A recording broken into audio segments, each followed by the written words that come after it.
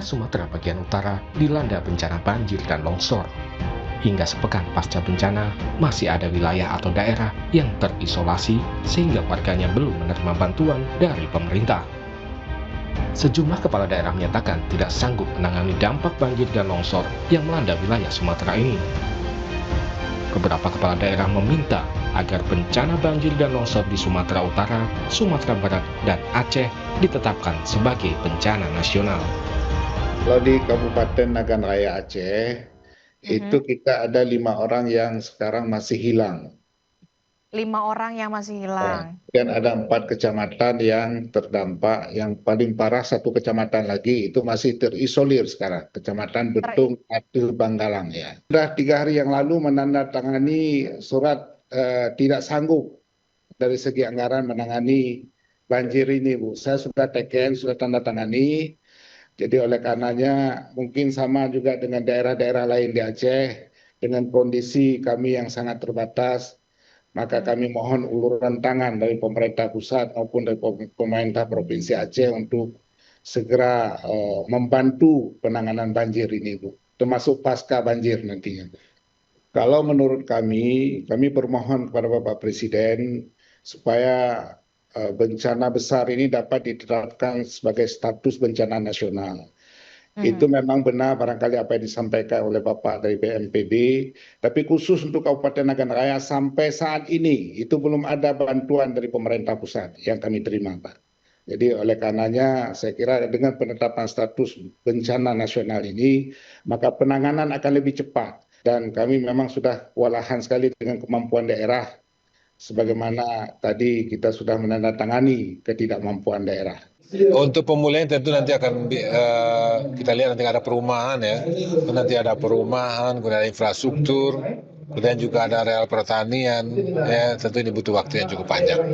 Nanti belum ini akan menjadi pembicaraan kita nanti, termasuk juga nanti dukungan anggaran, karena dengan efisiensi ya yang terjadi 2026 ya, nah tentu ini akan ada hambatan-hambatan tentunya. Itu bagaimana mendorong bencana ini bencana nasional. Bencana banjir dan longsor di Sumatera menimbulkan korban jiwa dan kerusakan yang besar. Kepala BNPB, Letjen Suharyanto, sempat mengaku tidak menyangka saat melihat besarnya kerusakan akibat bencana ini. Tapsel ini saya surprise begitu ya, saya tidak mengira sebesar ini. Saya mohon maaf Pak Bupati, baru kali ini. Bukan berarti kami tidak peduli begitu. Ya mungkin karena Pak Agus, Pak Yana Mora ini nggak mau terlalu membebani pikiran, jadi masih semangat terus begitu beliau. Artinya logistik dan segala macamnya masih tercover. Sementara itu, Menteri Dalam Negeri Tito Karnavian menegaskan pemerintah pusat akan memberikan bantuan untuk menangani dampak bencana banjir dan longsor di wilayah Sumatera. Tito menilai wajar jika kepala daerah merasa tidak mampu menangani dampak banjir dan longsor di daerah mereka. Pemerintah pusat mau dia mengatakan mampu, mau dia katakan nyerah, nggak mampu, pasti tetap akan bekerja, membantu. Dan itu sudah sejak hari pertama. Sejak hari pertama kita menilai sendiri juga. Mana-mana yang mampu, mana yang tidak. Yang kita anggap mampu pun kita bantu. Apalagi yang mengatakan sudah nggak mampu. Dan memang kita melihat wajar dia mengatakan nggak mampu. Karena daerah yang tersulit, dia dari mana mau dapat makanan, logistik, kalau bukan minta bantuan kepada pemerintah yang di atasnya. Terus bagaimana dia mau memobilisasi alat berat? Gak mungkin. Di luar kemampuan dia. Dan itu dikerjakan oleh pemerintah pusat. Hingga saat ini masih ada beberapa daerah atau kota yang masih terisolasi. Distribusi bantuan untuk korban bencana hanya bisa dilakukan melalui jalur udara. Tim Liputan, Kompas TV.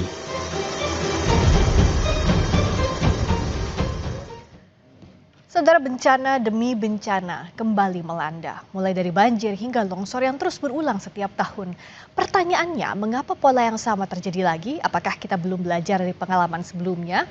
Di satu sisi, pembangunan dan pemanfaatan sumber daya alam terus berjalan. Namun di sisi lain, masyarakat harus menanggung risiko bencana yang semakin sering dan semakin besar dampaknya. Malam ini saudara, kita akan mengulasnya terkait apa saja yang harus dievaluasi agar bencana ini bisa diantisipasi dan bagaimana penanganannya hingga saat ini. Telah hadir bersama kami di studio Kompas TV Jonathan Victor Rembet, unsur pengarah BNPB, juga Dodi Rido Nurrahmat, Guru Besar Departemen Manajemen Hutan, Fakultas Kehutanan dan Lingkungan IPB. Selamat malam Pak Victor, juga Pak Dodi. Malam. Terima kasih sudah hadir di Sapa Indonesia Malam. Nah, kalau dari BNPB tentu yang pertama kali sekarang pemetaan daerah bencananya seperti apa Pak? Mana daerah yang paling parah terdampak, mana yang masih butuh akses dibuka? Ini untuk siklon tropis Sumatera ini ya. Ya. Artinya ketika kita bicara seperti ini masih pemetaan itu masih terus berjalan karena memang akses masih banyak yang belum dapat ditembus. Ya. Walaupun kita sudah berusaha, memang kalau yang terdampak paling parah itu Sumatera Utara. Kalau dihitung dari korban. Paling banyak ya? Paling banyak. Tetapi kemudian di Aceh juga masih banyak daerah yang sulit untuk masih ditembus. Oleh karena itu kalau kita bicara sampai sekarang hitung-hitungannya bagaimana, karena ketika kita bicara tentang pemetaan sudah tentu pemetaan korban yang paling pertama itu masih Sumatera Utara, tetapi kemudian penghitungan kerugian masih sedang dilakukan dan kemudian akses jalan juga masih dilakukan sehingga harapannya dalam 2 hari ke depan kita lebih tahu lebih jelas lagi ya. Nah, dalam hari-hari ini sebenarnya bagaimana soal status kebencanaan dan penanganannya seperti apa agar masyarakat juga kan bisa tahu. Banyak yang mendorong ini ayo segera jadi bencana nasional karena dianggap dampaknya masif. Nah, sebenarnya seperti apa Pak? Ya, kembali saya sudah berbicara banyak tentang penetapan status bencana nasional karena penetapan status bencana nasional itu adalah sebetulnya kita bicara tentang sumber daya. Ketika level pertama, level kabupaten kota sudah tidak mampu, mereka akan bicara dan dinaikkan ke level provinsi. Sekarang level provinsi sudah mengeluarkan tiga-tiganya SK tanggap darurat dan itu sudah dilakukan. Tetapi kalau memang provinsi sudah tidak mampu lagi, ini paling tidak di levelingnya, itu baru mereka melaporkan dan meminta untuk diberlakukan status nasional, bencana nasional. Tetapi sampai sekarang belum dan oleh karena itu kita menunggu dan kalaupun sudah itu masih dilakukan kajian karena kajian itu menyangkut kerusakan, menyangkut sumber daya yang masih ada atau tidak dan kalau kita melihat memang desakan banyak sekali ya dari medsos kemudian juga kita menghargai karena ini bukan sesuatu yang mudah untuk diterima khususnya warga terdampak, khususnya juga untuk teman-teman yang kehilangan banyak sekali telepon untuk mencari keluarga yang hilang dan juga teman-teman yang punya niatan baik itu lembaga kemanusiaan ataupun itu lembaga-lembaga advokasi yang merasa harus dinaikkan status. Tetapi memang kajian itu belum sampai ke sana karena sumber daya masih ada. Kalau misalnya dibandingkan dengan 2 status bencana nasional yang pernah kita alami, tsunami 2004 itu memang semua sudah hancur dan tidak ada lagi kemampuan untuk baik secara pengelolaan publik dan kemudian sumber daya tidak ada dan oleh karena itu 2004 itu dinyatakan status bencana nasional. Tetapi kalau kita melihat ini pertama dari segi leveling, kemudian dari sumber daya dan kemudian dampak kerusakan itu yang kemudian pengambilan keputusan yang tidak mudah di situ. Jadi kita menghargai masukan, desakan tetapi kita juga harus melihat ini sebagai sumber daya masih bisa dilakukan dan pemerintah pusat sudah melakukan upaya yang masif untuk menurunkan sumber daya pusat mendukung semua kerja-kerja kemanusiaan dan tanggap darurat di 3 provinsi ini. Nah, kalau Pak Dodik melihatnya dengan kondisi kebencanaan seperti ini, bagaimana penanganannya? Kalau dari sisi korban ataupun keluarga korban, tentu kan ini adalah masa-masa yang membuat siapapun pasti down. Karena tidak bisa ada masuk bantuan, masih banyak akses yang tertutup. Cara bertindak seperti apa sih sebenarnya yang diharapkan? Ya, tentu saja untuk saat ini prioritas adalah bagaimana menangani korban ya, karena masih banyak. Termasuk di IPB beberapa mahasiswa saya juga dilaporkan belum bisa menghubungi keluarganya. Tentu ini situasi masih terputus sampai saat ini, masih banyak yang terputus sehingga situasi itu sangat memprihatinkan, tentu saja kita sangat ikut prihatin ya dan berempati dengan korban dan keluarga korban. Tetapi ke depan tentu saja ini harus kita jadikan pembelajaran bagi semuanya. Jadi kita perlu evaluasi total ya, evaluasi total tata kelola sumber daya alam dan lingkungan di Indonesia supaya ini tidak terulang. Kalau banyak orang bilang kita perlu tobat lingkungan, perlu tobatan nasuha, tobatan yang bersungguh, tobat yang bersungguh-sungguh. Tobat itu tidak mengulangi lagi dan akan memperbaiki yang lebih baik lagi kan gitu. Ya. Jadi tidak cukup banyak ketika ada bencana kemudian kita seolah-olah melakukan pertobatan tetapi kemudian lupa lagi. Nah ini yang harus kita saling mengingatkan saya rasa. Nah mencegah itu artinya apakah yang harus dievaluasi pertama adalah tata kelola lingkungannya yang sebenarnya ini bisa diprediksi kalau dengan kerusakan sekian harusnya ada hal yang bisa dimitigasi lebih awal. Ya jadi harus kita bedakan Mbak ya. Jadi ada pemicu bencana ini atau pemicu kejadian ini kan sebenarnya ada 3 ya. Yang pertama cuaca ekstrim.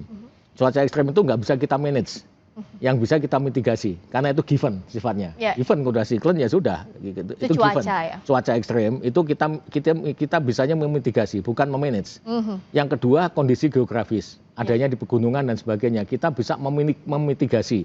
Ya misalnya dengan membuat turap dan sebagainya kan bisa dengan cara alami, bisa dengan cara mekanis. Nah yang ketiga kerusakan lingkungan ya yang disebabkan oleh manusia ya ini yang bisa kita manage sesungguhnya. Ya karena ini kan sebenarnya tata kelola ini kan kita yang menciptakan.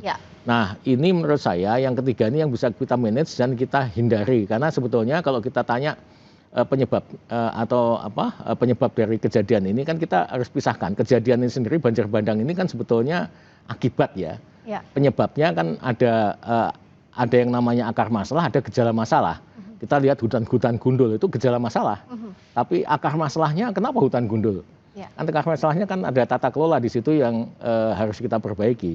Ada kegagalan dalam tata kelola, yang itu yang harus ke depan harus betul-betul kita perbaiki. Untuk penanganannya apakah berbeda dengan 3 faktor tadi yang disebutkan oleh Pak Dodi? Baik itu cuaca ekstrim, lalu juga geografis maupun kerusakan lingkungan. Ya, sebetulnya kalau paling tidak dari yang tata kelola yang dilakukan oleh BNPB ketika kita melihat sebuah ancaman sudah ada, karena ini bicaranya ancaman ya. Ini ancaman, jadi artinya hazard. Hazard itu sudah ada dan kemudian hazard itu akan dikelola karena ada slow onset kalau bencana ya, ada fast onset. Ini sebenarnya slow onset, artinya bisa diprediksi. Nah, diprediksinya sebetulnya teman-teman BMKG yang menolong kita. Sehingga sebetulnya siklon tropis ini sudah 8 hari sebelumnya sudah diberitahukan oleh BMKG. Sudah diberitahukan kepada pemerintah daerah. Dan kemudian ini saya hanya mengutip dari apa yang dikatakan oleh Kepala BMKG. 4 hari kemudian juga sudah diberitahukan. Lalu 2 hari kemudian sudah dilakukan. Nah, peringatan dini, tata kelola kita, peringatan dini harusnya dilakukan selanjutnya langkah adalah aksi dini. Nah aksi dini ini artinya apa? Bisa melakukan mengeluarkan SK siaga darurat, di mana bisa mengerahkan semua sumber daya daerah, baik itu kabupaten kota maupun provinsi, tetapi juga bukan hanya itu, mempersiapkan semua OPD terkait dengan tugas dan fungsi masing-masing. Nah itu yang dimaksudkan dengan aksi dini, sehingga ketika early warning system atau sistem peringatan dini sudah diberikan, yang tugas dan fungsi ini adalah BMKG, aksi peringatan dini harus dilakukan oleh aksi dini ini harus dilakukan oleh pemerintah daerah. Nah ini yang agak miss. Betul memang karena ini mungkin baru kasus kedua Pak ya. Siklon ini baru kedua, siklon tropis ini. Yang pertama di Seroja 3-4 tahun lalu dan sekarang di Sumatera bagian utara mulai Sumatera Barat sampai kepada Aceh. Jadi memang ini belum pernah ada, tetapi yang dikatakan oleh Pak Budi tadi bukan berarti kalau sudah ada peringatan dini kita berdiam diri saja. Betul. Harus ada aksi dini. Betul, apalagi sudah ada data early warning system, harusnya aksi dini dilakukan. Nah, miss-nya ini seperti apa dan bagaimana ke depannya agar tidak berulang lagi, kita bahas usai jeda di Sapa Indonesia Malam. Kita lanjutkan perbincangan kita soal bencana yang terjadi di Sumatera bagian utara. Tadi kan sebenarnya sudah ada early warning system, sudah ada peringatan dini, aksi dini dilakukan, tapi pada praktiknya tidak terjadi. Nah Pak Dodi melihatnya apa yang jadi hambatannya? Apakah birokrasinya kah? Ya, jadi kadang-kadang memang logika birokrasi ini kadang-kadang berbeda dengan logika kedaruratan ya. Jadi kalau darurat itu mestinya kan terlepas dari itu semua. Nah, termasuk juga sebetulnya dalam penyiapan tata kelola kebijakannya, kan begitu. Jadi saya katakan selalu kadang-kadang dalam pengambilan kebijakan itu orang selalu terpaku pada data dan informasi resmi. Karena memang itulah yang kemudian dipakai. Padahal yang data dan informasi resmi itu belum tentu data dan informasi benar. Gitu. Jadi kalau data dan informasi benar, misalnya peta aja, peta kebencanaan, peta yang benar itu peta dari Citra Lensa terbaru gitu ya. Tapi peta resmi itu bisa jadi kalau saya di kehutanan gitu ya, peta kawasan hutan atau peta hutan itu bisa jadi peta yang ditandatangani basah oleh 5 instansi berdasarkan tata guna hutan kesepakatan, yang itu bisa jadi peta dasarnya sudah zaman Belanda, Pak. Jadi bisa melengsar jauh. Kondisinya sudah berubah, tapi yang dipakainya tidak tapi yang aktual itu. gitu ya. Tapi kalau terjadi kasus, itu yang digunakan apa di pengadilan? Peta resmi apa peta benar? Pasti ya. Pasti peta resmi. Padahal peta resmi itu bukan peta benar. Peta benar itu outputnya adalah kebenaran. Kalau peta resmi itu bukan benar tapi betul, Mbak. Ya. Jadi outputnya kebetulan. Kebetulan, iya. Kalau betul kebetulan. Hal-hal yang birokratis lah ya. Kebetulan Dianggap benar. betul. Iya, jadi belum tentu benar. Ya. Nah, ini yang kadang-kadang membuat menjadi miss semua, menjadi ada distorsi dalam pengambilan kebijakan. Ini juga sangat penting untuk kita garis bawahi. Tidak akan ketemu kalau mindsetnya kebencanaan dengan hal-hal yang birokratis, Pak Victor. Dalam kondisi seperti ini sebenarnya apa sih yang sudah dilakukan misalnya untuk mengingatkan daerah? Apa yang selama ini sudah disepakati antara pemerintah pusat dengan pemerintah daerah soal ini? Ya, dalam 5 tahun terakhir ini kita sebenarnya sudah memang masih pilot, tetapi ini sebetulnya bisa dipelajari, namanya AMPD ya. Aksi merespon peringatan dini. Apa saja yang dilakukan. Dan itu memang knowledge ini ketika kita tahu kita hidup di daerah rawan bencana dengan risiko bencana, kita mindsetnya adalah pengurangan risiko bencana. Ya. Jadi memang pengurangan risiko bencana ini yang menjadi aspek pembangunan dari tata kelola menghadapi kebencanaan. Kalau kita hanya berpikir bahwa bencana itu direspon saja, kita akan kehilangan. Tapi kebencanaan itu justru itu makanya Undang-Undang Nomor 24 itu dibuat dengan sebuah filosofi yang berbeda. Filosofinya adalah pengurangan risiko bencana. Ya. Makanya ada BNPB, Badan Nasional Penanggulangan Bencana. Dulunya masih Bakornas. Bakornas sifatnya ad hoc dan sifatnya juga hanya respon. Nah, hal seperti inilah yang harusnya kita bersama-sama belajar, turun ke bawah, ada BPBD provinsi, ada BPBD kabupaten kota, di mana tugas dan fungsi BPBD kabupaten kota yang dalam undang-undang itu sebetulnya kepalanya itu adalah eselon 1, dalam hal ini Sekda. Sekarang namanya kepala BPBD itu adalah Kalak, kepala pelaksana. Artinya Sekda mampu melakukan orkestrasi, koordinasi dan kemudian segala yang diperlukan oleh daerah untuk melihat kebencanaan. Kebencanaan bukan hanya BPBD. Kebencanaan itu adalah dinas-dinas terkait. Artinya tidak bisa hanya BPBD yang melakukan kebencanaan. Betul, undang-undang mengatakan dalam tanggap darurat itu komando oleh BPBD. Dalam keadaan damai dalam tanda kutip itu koordinasi. Tetapi tugas-tugas pengelolaan kebencanaan, misalnya banjir itu kita tahu kita punya dinas PU. Ya. Katakan dengan lembaga vertikalnya dengan Balai Besar Wilayah Sungai. Lalu kemudian dengan isu-isu tadi Pak Dodi mungkin kehutanan, ada dinas kehutanan yang akan bertanggung jawab. Lalu sudah tentu kita juga berbicara tentang berbagai macam tanggung jawab OPD dalam hal ini untuk bisa melihat kebencanaan itu bukan hanya dengan satu peluru saja, yaitu hanya BPBD. BPBD melakukan koordinasi, BPBD melakukan komando, dan nanti ketika eskalasi ke atas BNPB, tetapi di tingkat pusat BNPB pun, mungkin saya perlu jelaskan, kami mewakili unsur pengarah profesional, tetapi ada unsur pengarah yang mewakili kementerian lembaga, karena di sini letaknya koordinasi ketika kita melihat bencana bukan hanya tanggung jawab BNPB, tetapi Badan Nasional Penanggulangan Bencana mengkoordinasi dengan semua kementerian lembaga, BMKG memberikan early warning system, kemudian juga Kementerian Kesehatan untuk pusat krisis, Kementerian Pendidikan untuk Satuan Pendidikan Aman Bencana, lalu kemudian PU untuk bicara tentang rehab rekon dan semuanya. Itu semua kita harus kerja bareng. Jadi negeri bencana ini didesain untuk bekerja bareng. Iya. Kita harus bekerja bersama dan juga database, based on data. Jadi ada data ditindaklanjuti dengan baik apa yang harus dilakukan. Nah sejauh ini kan kalau misalnya kita punya data soal kehutanan atau lingkungan yang baik, harusnya potensi bencana seperti ini bisa diantisipasi lebih awal, bisa dibaca lebih awal dong Pak Dodi.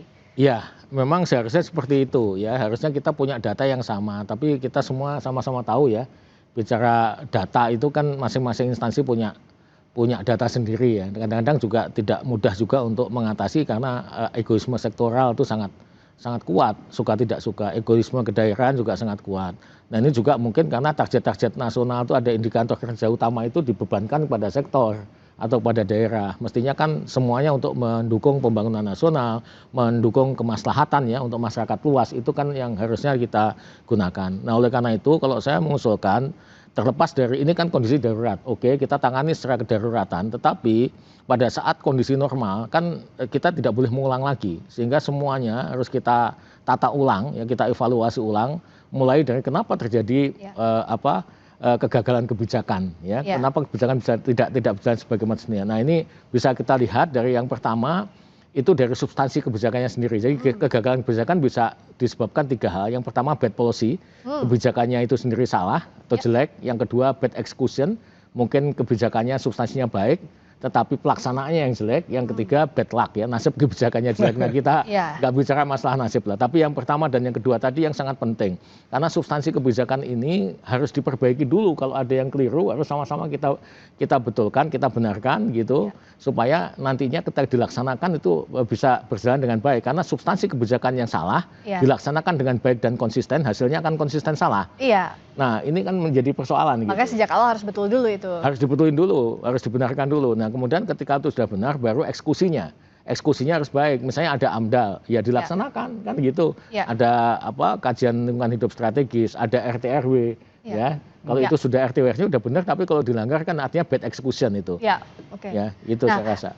Soal penanganan ini saya juga sudah terhubung saat ini dengan Sugiyat Santoso, Wakil Ketua Komisi 13 DPR RI. Selamat malam, Pak Sugiyat. Pak Sugiyat, selamat malam dengan Friska di sini di Kompas TV. Baik, selamat malam, Mbak. Terima kasih sudah bergabung, Pak Sugiyat juga. Ini kan dapil Anda ya, Sumatera Utara 3. Dengan penanganan seperti ini bisa dijelaskan saat ini kondisinya seperti apa, Pak? Ya, kalau dari analisis dan pantauan kami selama beberapa hari di beberapa kabupaten kota di Sumatera Utara, memang mitigasi bencana dari mulai sebelum terjadinya bencana, ketika sedang terjadinya bencana, dan sekarang pasca terjadi bencana, memang pemerintah kabupaten kota, pemerintah provinsi, bahkan pemerintah pusat belum maksimal menangani persoalan bencana ini. Ada beberapa daerah yang sampai sekarang itu, misalnya di Tapeng Sibolga, akses jalan ke sana masih belum ada. Terus ada beberapa daerah, misalnya di Langkat kemarin saya langsung terjun, ada sekitar 11 sampai 15 kecamatan yang masih rendam banjir dan belum dilakukan proses penanganan apapun. Misalnya terkait dengan evakuasi korban. 5 hari atau 4 hari rumah mereka rendam banjir sampai ke atap, tapi tidak ada penanganan khusus bagaimana misalnya warga yang sudah tua, sudah jompo itu bisa dibawa ke darat atau ke daerah yang lebih aman, terus ditindaklanjuti persoalan kebutuhan pangan mereka, persoalan kesehatan dan sebagainya. Saya pikir ini menjadi problem kita bersama lah, mengevaluasi bagaimana ke depannya terkait dengan mitigasi bencana baik sebelum, sedang maupun sesudah bencana itu bisa dilakukan oleh pemerintah daerah, kabupaten kota, provinsi dan pusat. Ya, ini tentu evaluasi pasti harus dilakukan pasca ini. Tapi untuk saat ini apa yang didorong oleh Pak Sugiyat dan juga kawan-kawan DPR untuk segera dibuka akses untuk warga, bantuan segera dilakukan, segera diberikan, pun evakuasi yang masih terhambat kondisi di sana juga bisa cepat dilakukan? Ya, yang pertama pastinya bahwa sekarang kebutuhan warga terkait dengan kebutuhan pokok, kebutuhan pangan dan pakaian. Kalau pangan, saya berharap pemerintah pusat, pemerintah provinsi, dan pemerintah kabupaten kota itu bisa memastikan seluruh warga yang sampai sekarang ini masih di daerahnya masing-masing belum terakses jalan bagaimanapun caranya supaya kebutuhan pangan ini bisa nyampe ke mereka. Misalnya di Tapeng Sibolga, saya mendapat informasi tadi dari beberapa kawan-kawan di sana sangat membutuhkan kebutuhan pangan. Kemarin kan sudah bisa kita lihat bersama-sama bahkan sampai terjadi penjarahan. Begitu juga di daerah lain, misalnya di Langkat. Nah, sampai sekarang juga di Langkat itu khusus juga itu Mbak, karena sampai sekarang masih beberapa daerah masih terendam banjir dan warga tidak bisa melakukan apapun, misalnya memasak tidak bisa. Saya pikir perlu atensi khusus dari segenap kita untuk memastikan kebutuhan pangannya terjamin. Begitu juga dengan kebutuhan pakaian. Kemarin kita turun langsung, sudah beberapa hari warga yang selamat mengungsi di beberapa tempat, pakaiannya itu sudah berlumur lumpur tapi tidak diganti-ganti, apalagi di daerah-daerah yang belum sempat melakukan pengungsian. Ya. Dengan kondisi seperti ini tentu kebutuhan para korban yang harus diutamakan. Tadi ada kebutuhan pangan, lalu juga akses jalan ke sana masih sulit untuk distribusi bantuan, pakaian bahkan yang melekat di badan saja yang saat ini tersisa. Itu dengan kondisi seperti ini apa yang bisa dilakukan? Sementara akses kan terputus, Pak Victor. Memang kalau berdasarkan textbook harusnya sudah ada tim reaksi cepat dari pemerintah daerah yang memberikan pelaporan, artinya mereka punya data, tadi kita bicara data. Dan tim reaksi cepat inilah yang kemudian memberikan data kebutuhan.